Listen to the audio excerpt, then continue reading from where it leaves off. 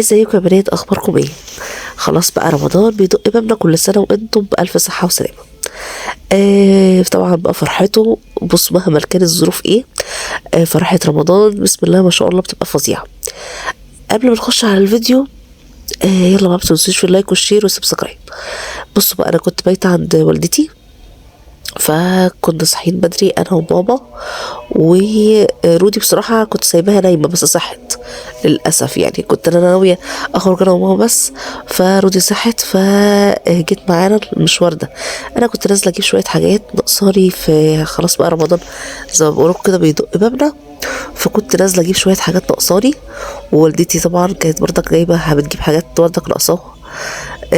فالمهم هنا بقى كنا نزلنا وكنا سوينا شوية فجوعنا، فروحنا كنا حواوشي زي ما انتم شايفين كده، ورودي بقى ايه بتسلم عليكم، ووالدتي برضو بتسلم عليكم. المهم بقى ايه، ولفينا وشوفنا بقى المناظر اللي انا بموت فيها.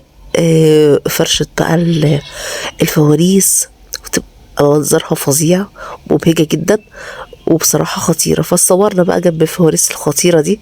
انا ما اشتريتش فوانيس لسه، انا كنت بس باخد فكرة، بس الاسعار بقولكوش نار. زي ما بقولكوا بقى، هي بتفرح بجد الاطفال الفوانيس دي وبتحسسهم برمضان.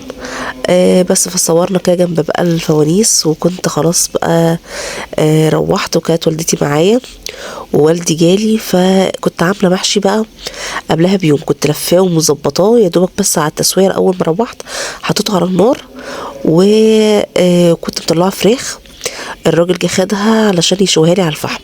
فالمهم خلصها شويه وبعتها لي، وانا كنت خلاص سويت المحشي، واتغدينا انا بقى ومامتي وبابايا وجوزي بقى وبناتي. وكنت عامله برضك سلطه، وكنت عامله طحينه اللي حابب ياكل بالعيش. والفراخ بقى كانت جايه لي، ما اقولكوش زبده زبده كده، حاجه زبده حاجه بتدوب في البق. المهم واتغدينا وظبطنا بقى الزبوطه زي ما بيقولوا كده. ودلوقتي بقى تعالي يا بنات نشوف بقى عشان النهارده ايه. بصوا مبدئيا سينا كولا، تمام، سينا كولا اهي، ماشي، سينا كولا. انا عامله مقطع من زمان من زمان من زمان، يعني من ساعه الاحداث اللي حصلت وانا عامله مقطع. بصوا بقى، مبدئيا اول حاجه البطاطس، جبنا 2 بطاطس لاني بنعشقها، بطاطس فريسكاس بتاعته يعني. بطاطس فريسكاس دي تحفه تحفه خطيره. المهم، وده كريب بتاعي عباره عن شاورما لحمه كده بالمشروم ببيف، بايه تاني، بصوص كده سويت شيري، وجايبه ده صوص سويت شيري بردك 2، لان بحبه يبقى كتير عندي في البطاطس بالذات. وجبت صوص جبنه وصوص بتاع البطاطس، ده بيجي فري مع البطاطس.